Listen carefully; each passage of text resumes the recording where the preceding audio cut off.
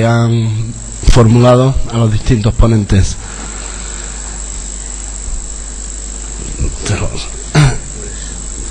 He ido clasificándolas un poco por los ponentes. Decir que estudiante de trabajador social pregunta a Andreu Segura si ante su comentario de que los jóvenes, los adolescentes se quejan de falta de información, si piensa que realmente es esa falta de información, realmente ha sido que se han adaptado a no buscar esa información o a no querer verla en el plano sexual, por ejemplo. O ¿cómo enfocas la distribución de la información sobre drogas para que no sea tan poco llamativa y se preocupen por su conocimiento? Bueno, intentaré ser telegráfico porque si no, no voy a dar tiempo a ninguno más. El dato es de una encuesta en el Reino Unido. Creo que es una percepción de los adolescentes, por lo tanto hay que tener en cuenta como percepción. Esto no quiere decir forzosamente que no tengan más información. De hecho, es paralelo a lo que pasa en otros campos, ¿no? Uno aumenta sus expectativas cuanto menos fastidiado está. Ahora, por ejemplo, en España, que gastamos mucho más dinero que nunca hemos gastado en sanidad, es cuando tenemos más expectativas y somos más exigentes. Esto es lógico. Puede que haya este factor y también puede que haya el otro, que tiene que ver con estos valores culturales que están en auge, que son un poco con el inmediatismo y con la pasividad, que te lo den todo, ¿no? La verdad es que enterarse de las cosas tiene que ver con que haya información, pero básicamente con la voluntad de enterarse. En cuanto a cómo hacerlo más atractivo, creo que valen estas consideraciones. Yo no soy experto en marketing ni en atracción. Los compañeros de Barcelona que han hecho este programa, hay un DVD y un portal, y en el DVD hay ¿cómo se llama esto? Se hace ficción, se dramatiza una situación, una serie de situaciones alrededor de 6 temas en lenguaje adolescente y con sensibilidad adolescente, y se trata de ver si este tipo de aproximación o el que hacían los británicos en la web, aquella de los freaks, es más amigable o es más próxima, más accesible, ¿no? Pero en todo caso es una cuestión a plantear como, no tanto como yo creo, como técnicas. O sea, no es una cuestión de técnicas de marketing, sino de proximidad, y lo que decía Oriol al final, creo que atrae mucho al adolescente y en general al ser humano el compromiso y la implicación. Esto supera barreras. Sí, hay dos bastante parecidas, es que nos diera su opinión, uno del Ayuntamiento de Quart de Poblet, del área de juventud, y otro de Proyecto Hombre de Madrid, donde quiere que nos transmita su opinión sobre la relación entre las drogas y la enfermedad mental, ¿no? Que también nos preguntan sobre qué hacer en estos casos en relación a la confidencialidad. Sí, recuerdo haberlo visto. Hay algunos estudios, son parciales, sobre relación entre enfermedad mental y consumo de drogas. De hecho, en algunos casos hay relación y en otros no. Y la verdad es que es en estos momentos objeto de bastantes investigaciones sobre, por un lado, sobre predisposición, también por el otro como efecto, como consecuencia, ¿no? De todas maneras, me decías la siguiente cuestión, como el abordaje, ¿no? Una cosa se llama... Bueno, la confidencialidad tiene relación en general, no solo con la salud mental, sino con cualquier tipo de estos temas que preocupan a los adolescentes. La verdad es que es básica para que se sienta confianza el adolescente, pero no solo afecta a los adolescentes, nos afecta a todos como pacientes. El problema que tienen los adolescentes hasta los 18 años es el problema de la cuestión de la ¿cómo se llama? De la edad de ser mayor de edad legal, ¿no? Entonces esta es hasta los 16, perdón. Esta es una cuestión que está planteando problemas en algunas sensibilidades entre padres y adolescentes. La verdad es que no está resuelto, como he comentado. En el Colegio de Médicos de Barcelona el código deontológico da mucha discrecionalidad al profesional, pero esto hay padres que no les parece que sea adecuado y reclaman mantener sus derechos legales de patria potestad sobre el adolescente. Las razones no son naturalmente de propiedad de la patria potestad, son de protección. Ellos se consideran los más implicados y los más legitimados para proteger la salud de sus hijos, lo cual en general es verdad, pero no siempre es verdad en concreto, y de la misma manera que no siempre es verdad en concreto que el médico está a favor de la salud de los adolescentes. Muchas gracias, Oriol. Andreu. Sí. Había alguna también de atención primaria donde, bueno, pues... que les des más si queréis después, en todo caso, los que no contestan, yo soy capaz aquí ahora, sí, de ir enlazando. Si no, sí, hay bastante. Sí, quería, bueno, pues un poco, había dos de atención primaria, tanto uno del SERMAS de Madrid como también de atención primaria, donde planteaban la implicación de los profesionales de atención primaria en todo el tema de drogodependencia. ¿Cómo es esa implicación? Bueno, la verdad es que yo soy de salud pública, aunque con los de atención primaria hay buena relación. Hay un grupo de trabajo en la Sociedad de Medicina de Familia y Comunitaria en Cataluña. Yo estoy seguro que en la SENFIC también existe este grupo y hay una cierta relación. Creo que es uno de los problemas importantes que están sufriendo en estos momentos el sistema de salud. Importante no tanto por la presión o por la demanda, porque los adolescentes van relativamente poco a los servicios. Es el grupo de población que utiliza menos. En España los utilizamos mucho, pero es el grupo que lo utiliza menos. Pero creo que es una cuestión a planteárselo con mucho rigor y con perspectiva de plantearnos precisamente la figura de médico de familia.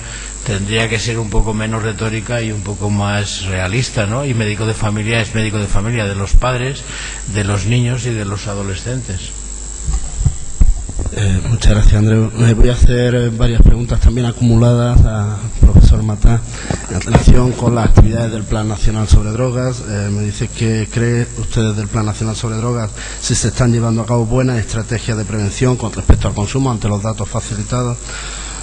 También nos manifiestan que existe diferencia de visión en cuanto a la percepción de riesgo entre los adolescentes y los adultos. Si cree que realmente esto es debido a que los adultos, cuando analizamos esta sustancia, contestamos más por la deseabilidad social que por lo que está bien visto en lugar de por lo que realmente creemos.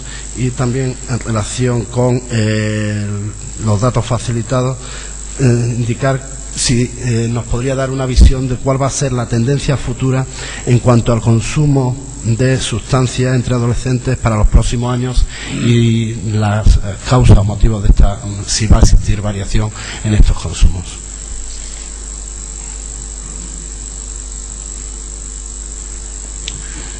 Bien, la primera pregunta dice que si son buenas las estrategias que se están siguiendo en la delegación del Gobierno para el Plan Nacional sobre Drogas. Bueno, yo soy el vocal asesor de sistemas de información y documentación de la delegación del Gobierno para el Plan Nacional sobre Drogas. Si no creyera que son buenas, probablemente no estaría ahí. Pero lo que también tengo que decir, y al hilo también de alguna otra pregunta que probablemente venga después, es que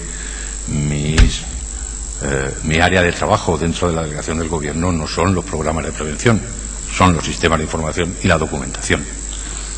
Es decir, para hablar de programas de prevención probablemente haya otras mesas y otras personas mucho más adecuadas que yo para contestar si son buenas las estrategias o no son buenas las estrategias.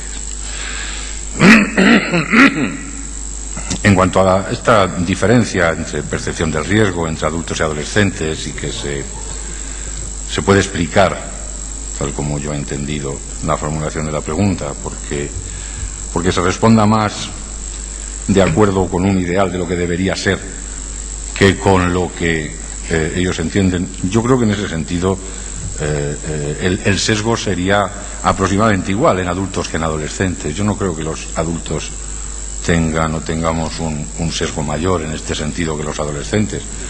Lo que pasa es que probablemente ese sesgo venga de otro lado, venga de, como se ha comentado antes, de presión de grupo, tal, que los adultos pues tenemos quizás otros condicionantes, pero yo no creo que vaya por ahí. Simplemente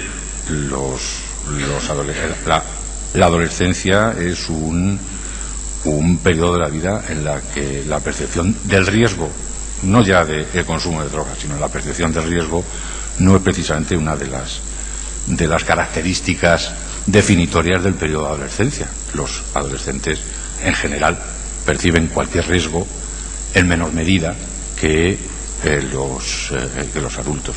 Y la diferencia en cualquier caso es cuantitativa. Es decir, hay más adultos que consideran que tiene un riesgo para la salud que adolescentes o escolares que lo consideran. Pero yo no creo que tenga una especial relación con esto, bueno, pues con un sesgo en el sentido de que la respuesta a la pregunta vaya por ese lado. En cuanto a las tendencias futuras, yo creo que desgraciadamente la tendencia futura, y enlaza también quizás con alguna otra pregunta que había por ahí, yo mi opinión personal, sin haber hecho ningún análisis estadístico especial es que en cuanto al consumo de cannabis y consumo de cocaína, esto no va a invertirse la tendencia a corto plazo. Trataremos de que los incrementos sean, yo creo que en este tipo de cosas lo que podemos hacer es tratar de que los incrementos sean lo menores posibles. Quizás antes, cuando yo hablé y comentaba algo del tabaco, a lo mejor toda la presión que se está haciendo contra el consumo de tabaco, lo que está consiguiendo es simplemente que no suban más las cifras de consumidores de tabaco. Bueno, bastante puede ser, porque todos los inputs, la presión social va hacia modelos de mayor consumo de todo este tipo de sustancias, Es decir, estamos en una sociedad en la que se prima el consumo, y en eso estamos todos, no están unos cuantos, estamos todos, en la que la obtención de los objetivos a corto plazo es uno de los valores que más prima, y así podríamos seguir. Entonces, en este sentido, bueno, yo no soy especialmente optimista en cuanto a la tendencia futura. Pues tenemos que vivir de esto, tenemos que ser optimistas, Miguel. Eso también es Hay verdad. que asegurar que seguro que... Bueno, por lo menos hasta la jubilación que nos ganamos el sueldo, ¿no? Bueno, tenía varias preguntas para Lorenzo Sánchez Pardo. Hay en concreto dos ayuntamientos, tanto el de Málaga como el de Poblet, interesados en que les facilite la forma de acceder al estudio, si algún email o alguna página, posibilidad para acceder a los resultados del proyecto. Hay también diferentes felicitaciones para los 4 ponentes, que no, dado la falta de tiempo, tampoco estoy haciendo. Sí quería preguntar, pues si no le parece muy escaso el fracaso escolar. Esto es un estudiante de trabajo social que, dado los datos que facilitaba, el nivel de fracaso escolar parece excesivamente poco para lo que el sistema educativo actual, en cuanto a repetidores, acumulación de asignaturas año tras año. ¿Cuál es la razón que dan los adolescentes para el consumo de drogas en esta relación con el fracaso escolar? Y también nos preguntaban sobre, esta va dirigida por la Universidad Autónoma de Madrid, tanto a Miguel Mata, sobre diferencias de género a la hora de tomar drogas, ¿no? Y la influencia que puede tener la pareja en cuanto a la introducción en consumo de drogas duras.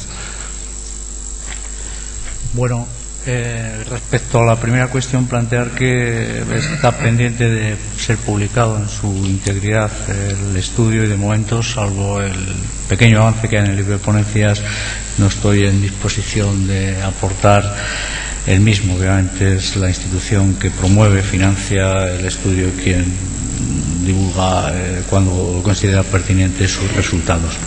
En lo que tiene que ver con las diferencias en función del género en el consumo de drogas, yo creo que hay un proceso claro. En la medida en que cada vez más los escolares perciben y los adolescentes perciben como el consumo de drogas como un comportamiento natural, del mismo participan de igual manera tanto chicos como chicas. Es decir, lo que todas las investigaciones epidemiológicas coinciden es en señalar la equiparación en los hábitos de consumo de drogas, e incluso en el caso de sustancias como el tabaco, alcohol y el cannabis, lo que ya estamos comprobando sistemáticamente es que en los grupos de edades más reducidos, en los adolescentes, las prevalencias son superiores ya entre las chicas.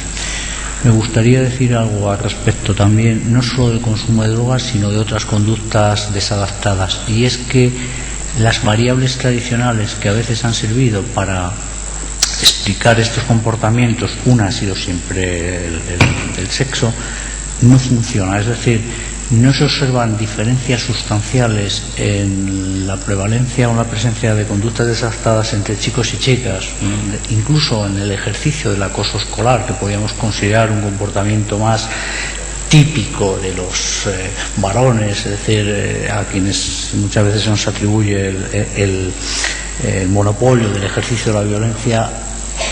No funciona. Es decir, no hay diferencias sustanciales en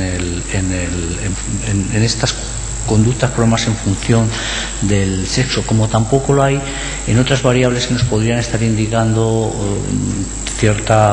la pertenencia a ciertos grupos o clases sociales, como puede ser, por ejemplo, la titularidad pública o privada del centro. Por ejemplo, deciros que el consumo abusivo de alcohol en los fines de semana es más prevalente entre los alumnos matriculados en centros privados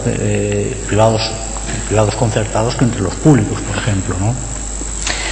Y finalmente, lo que tiene que ver con el fracaso escolar. Hombre, hablar de una población de 12 a 16 años como referencia, en la que el 27% ya ha repetido algún curso, y decir que eso es un bajo nivel de fracaso escolar, bueno, sería cuanto menos discutible.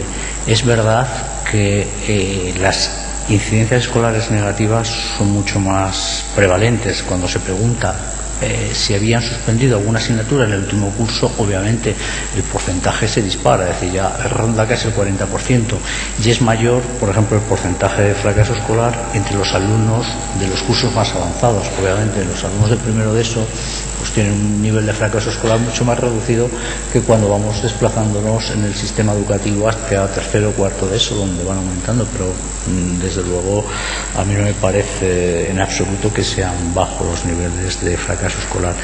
Y la relación de fracaso escolar y las drogas es incuestionable. Es decir, está claro que factores, como digo, pertenecer a grupos donde la mayoría, por ejemplo, de los miembros son fumadores o toman alcohol con la frecuencia que sea, o experimentan con cannabis, aparece intensamente asociado al fracaso escolar. En gran medida también porque obviamente estamos en una relación que se refuerza mutuamente. Es decir, quienes abusan de sustancias obviamente ven deteriorado su rendimiento escolar, ¿no? Con lo cual obviamente están abocados a fracaso escolar, porque abusar del alcohol implica a veces no abusar del alcohol, sino regresar a casa a los fines de semana, partir a altas horas de la madrugada, y obviamente eso modifica los estilos de vida, la capacidad para concentrarse al día siguiente a estudiar, ¿no? Muchas gracias. Para finalizar, queríamos hacer algunas preguntas. También se han planteado a Oriol Esculies diferentes preguntas relacionadas fundamentalmente con el vínculo, la empatía profesional con los propios pacientes. Entonces, algunas preguntas como: ¿considera que esa cualidad evita la aparición de síntomas de estrés laboral asistencial, o este síndrome requiere de la adquisición de habilidades para afrontarlo? ¿Sería posible, también pregunta ante estas características y del Ayuntamiento de Madrid, si sería posible el intercambio entre profesionales de centros oficiales y Proyecto Hombre? Yo creo que eso sería algo muy interesante también. ¿Qué pasa cuando el chico sale del programa y ya no tiene ese vínculo, ya no está el terapeuta y se encuentra solo? Felicitaciones y también en concreto está por dar el buen perfil que me gustaría también transmitir a todos de las personas que trabajamos con adolescentes. Y luego decir que también una pregunta que no en sentido contrario, sino que este vínculo a veces se manifiesta de forma agresiva o disruptiva. ¿Cómo podemos entender este vínculo? ¿Cómo hacer ver al compañero o compañera que a pesar de su comportamiento este educador tiene un fuerte vínculo con el chaval? Por último, decir que conscientes del potencial que representa la implicación familiar en el tratamiento de los trastornos por consumo de drogas, ¿cómo plantea Proyecto Hombre el tratamiento de aquellos jóvenes que manifiestan su deseo de no implicar a la familia? Para terminar, decir que también hay una indicación específica con teléfono de ayudar al que ayuda. Yo se la doy pues para que pueda contactar y realmente mantener esa relación ya más personal. Gracias. Gracias. Bien, rápidamente, para que podáis ir a tomar el café. Sí, claro, el hecho de tener las cualidades que hemos ido detectando que convendría tener para ser un buen profesional con adolescentes garantiza, entre comillas, que a la larga parezca menos estrés laboral y que la persona continúe y pueda gestionar todos aquellos conflictos que van habiendo en el trabajo con los más jóvenes. Por otro lado, es cierto que en adolescentes, lo que pasa es que no me podía extender en la adaptación de las metodologías, no puedes terminar el tratamiento en seco. Es decir, ni lo puedes terminar de forma gradual.